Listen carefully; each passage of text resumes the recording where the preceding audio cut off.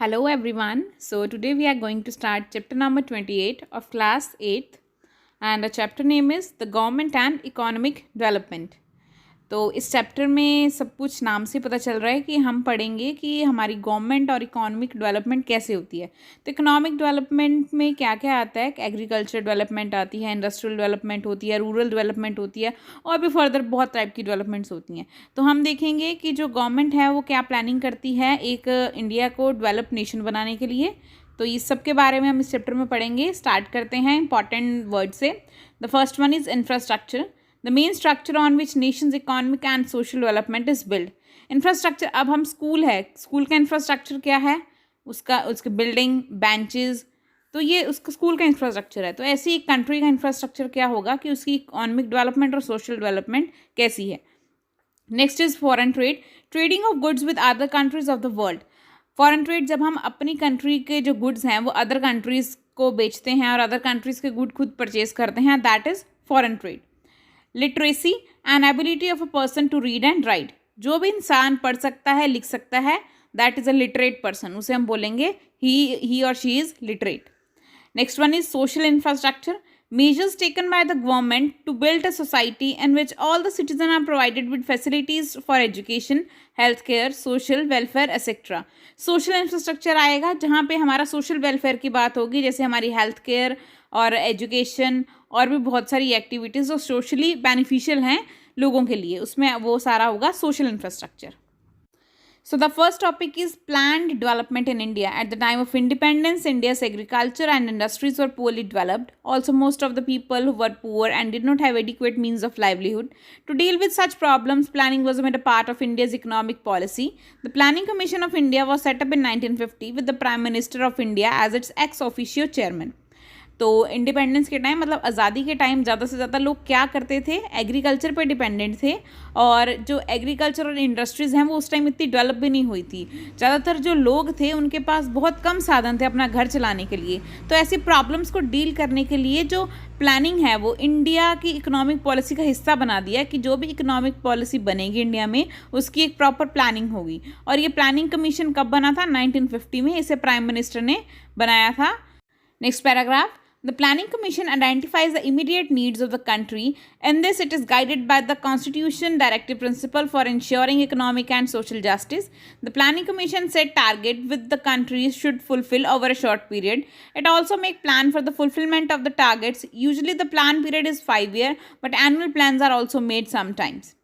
इस पैराग्राफ में planning commission के काम के बारे में बताया गया, उसके बारे में बताया। तो प्लानिंग कमीशन करता क्या है? प्लानिंग कमीशन हमारे देश में जो जिस चीज़ की भी ज़रूरत है उसे आइडेंटिफाई करता है, उसे निकालता है कि जैसे फोकस होगा इस 5 ईयर प्लान में कि हम अपनी कंट्री में से गरीबी को निकालेंगे। तो 5 ईयर प्लान ने उसकी प्रॉब्लम निकाली, उसको आइडेंटिफाई किया और उसके बाद जो प्लानिंग कमीशन है वो क्या करता है, टारगेट भी सेट करता है कि आपको इतने समय में ये टारगेट कंप्लीट करना है, कि आपको 3 सालों में घर घर में मेडिकल फैसिलिटीज़ पहुंचानी है या फिर हर बच्चे को एजुकेशन देनी है। तो ऐसे टारगेट सेट होते हैं पर्टिकुलर टाइम, शॉर्ट पीरियड के लिए या टाइम के लिए। और ये इस चीज़ को भी देखता है कि ये जो टारगेट्स हैं ये पूरे टाइमली हो भी रहे हैं या नहीं हो रहे। और ये जो यूजुअली प्लानिंग है ये यूजुअली 5 साल के लिए करी जाती है, लेकिन कुछ टाइम समय में ये 1 साल की भी होती है। जैसे जो प्लानिंग है वो एनुअल प्लानिंग भी होती है, लेकिन मोस्टली जो 5 ईयर प्लान का फॉर्मेट है वो फॉलो किया जाता है। Next paragraph, the Planning Commission advises the government on how the country's resources should be utilized. It also regulates the distribution of the produced goods and services so that these may reach most of the people. In a mixed economy like ours, there is a government as well as private participation in agriculture, industry and service production.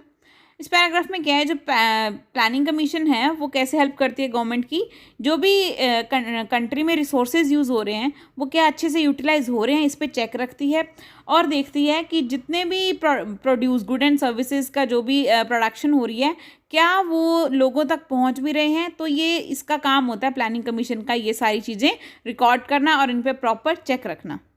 Next paragraph, the Planning Commission takes special care to improve housing, transport and communication, water and power supply, etc. To strengthen the country's infrastructure, it also takes special care to help the social sector, which includes self-employed workers, small industries, units, the poor and disabled. Till now, the Planning Commission has developed 11 5-year plan and 6 annual plans. The 1965 Indo-Pakistan War, severe drought, price rise, devaluation of currency and reduction of resources available for planning purpose resulted in the formulation of 3 annual plans between 1966 and 1969. अब जो planning commission है वो ये भी देखती है कि लोगों के हाउसिंग, ट्रांसपोर्ट और कम्युनिकेशन फैसिलिटीज़ को कैसे इंप्रूव करा जाए, कैसे अच्छा करा जाए, पावर सप्लाई कैसे ठीक करी जाए, पानी की समस्या ना हो लोगों को। तो ये सारा क्या है, कंट्री का इंफ्रास्ट्रक्चर है। तो ओवरऑल कंट्री का इंफ्रास्ट्रक्चर को कैसे ठीक कर सकते हैं, ये सब कुछ प्लानिंग कमीशन प्लान करता है। और ये इस चीज़ का भी ख्याल रखते हैं कि जो सोशल सेक्टर हैं, जैसे कि जो सेल्फ एम्प्लॉयड वर्कर्स हैं, स्मॉल इंडस्ट्रीज़ हैं, जो गरीब लोग हैं और जो डिसेबल लोग हैं, उनको भी कुछ स्पेशल पॉलिसीज़ बनाई जाती हैं उनके लिए भी, तो इस पर भी पूरा ध्यान दिया जाता है। अब तक जो प्लानिंग कमीशन ने 11 5-year प्लान बना चुकी है और 6 उसने एनुअल प्लान बनाए हैं।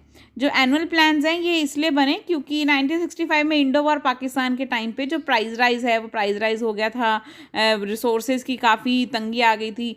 तो सिर्फ कुछ समय के लिए जो 3 5-year एनुअल प्लान्स हैं वो 1966 से लेकर 1969 तक बने थे।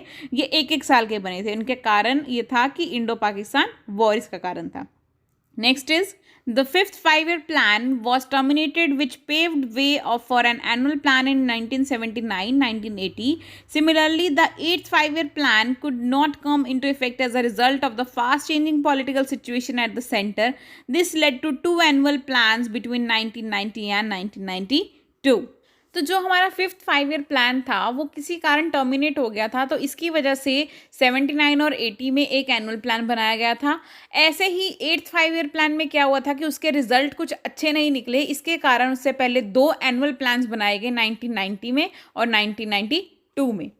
Next is Importance of 5-year plans. The 5-year plan helped the government to tackle problem of poverty, unemployment and price rise. जो 5-year प्लान है वो गवर्नमेंट को काफ़ी हेल्पफुल होता है कि वो पॉवर्टी से, अनएम्प्लॉयमेंट मतलब बेरोज़गारी से, प्राइस राइज मतलब जो प्राइस बढ़ जाता है सामान का, तो उससे गवर्नमेंट ये काफ़ी हेल्प करता है कि इसको कैसे टैकल करा जा सके ऐसी सिचुएशंस में। Next is the 5-year plan have led to an improvement in infrastructure such as increased power generation, better communication and transportation. This in turn has facilitated industrial and agriculture development. 5-year plan ऐसे भी helpful है क्योंकि इसकी वजह से infrastructure improve होता है। Infrastructure में आ गया जैसे पावर जनरेशन, जो लोगों के घर में, हर घर में बिजली पहुंची, कम्युनिकेशन अच्छा होता है, ट्रांसपोर्टेशन फैसिलिटीज़ बढ़िया होती हैं, तो ये काफ़ी फ़ायदे हैं इंडस्ट्रियल और एग्रीकल्चर डेवलपमेंट के लिए। Third one is the 5-year plan has also helped in better distribution of public resources for the purpose of socio-economic development. 5-year plan ऐसे भी हेल्पफुल है क्योंकि ये जो प्लानिंग कमीशन है इसमें ये सारे चेकआउट रखते हैं कि जो प्रोडक्ट्स की जो प्रोड्यूस हो रहा है, गुड्स एंड सर्विसेज, क्या उसकी डिस्ट्रीब्यूशन हर इंसान तक पहुंच रही है। साइड में आप एक टेबल देख रहे हैं जिसमें सारे 5-year प्लान और उनके ईयर्स लिखे हुए हैं, तो please read that table carefully, it is important. Now moving through next topic, our next topic is agriculture development. In the first 5-year plan, the greatest importance was given to agriculture. The government introduced land reform to enable tenant farmers to buy land at reasonable prices. In 1952, the Community Development Program, that is CDP, was introduced to promote agriculture and all-round rural development. Its work is carried out mainly through local self-government bodies. Over the years, various schemes has been launched under the CDP. Those cover different aspects of rural life, including agriculture, rural industries, education, employment, family planning, healthcare, housing, and communication. Cooperative societies set up under the CDP give farmer information about better farming methods. They also help farmers to get loans and to sell farm produce. The National Bank for Agriculture and Rural Development, that is NABARD, established by the Reserve Bank of India in 1982, gives loan to promote agriculture and various type of rural industries. अब हम बात करेंगे agriculture development के बारे में। तो जो first 5-year plan बना था वो 1951 से लेकर 1956 तक बना था। इसमें जो मेन फोकस है वो एग्रीकल्चर पे दिया गया था कि एग्रीकल्चर को कैसे इंप्रूव किया जाए, कैसी नई नई टेक्निक्स लाई जाएँ, नए मेथड सिखाए जाएँ और ये और ज़्यादा डेवलप हो।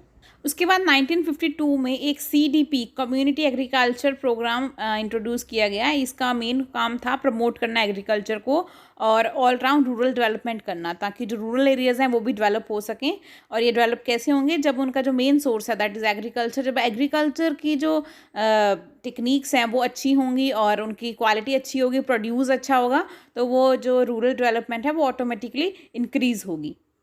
इसके साथ साथ CDP के अंडर काफ़ी सारी स्कीम्स भी लॉन्च हुई, जो कि जो रूरल लाइफ है उसको कैसे डेवलप किया जाए, इम्प्रूव किया जाए, तो उस पर काम करती थी। जो तो वो स्कीम्स थी एग्रीकल्चर के रिलेटेड, रूरल इंडस्ट्री से रिलेटेड, एजुकेशन से रिलेटेड, एम्प्लॉयमेंट से, family planning, health care, housing और कम्युनिकेशन से रिलेटेड।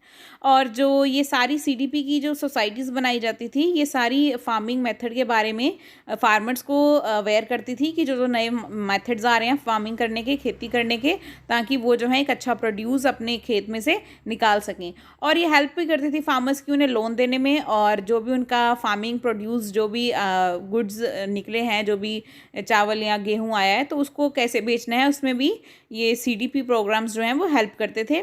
और इसके अलावा रिजर्व बैंक ऑफ इंडिया ने 1982 में एक नाबार्ड नाम से national bank for agriculture and rural development open किया, जो कि लोन प्रोवाइड करता था एग्रीकल्चर एक्टिविटीज़ के लिए रूरल इंडस्ट्रीज़ को। So we are done with this video. Now we'll discuss the next topic in next video.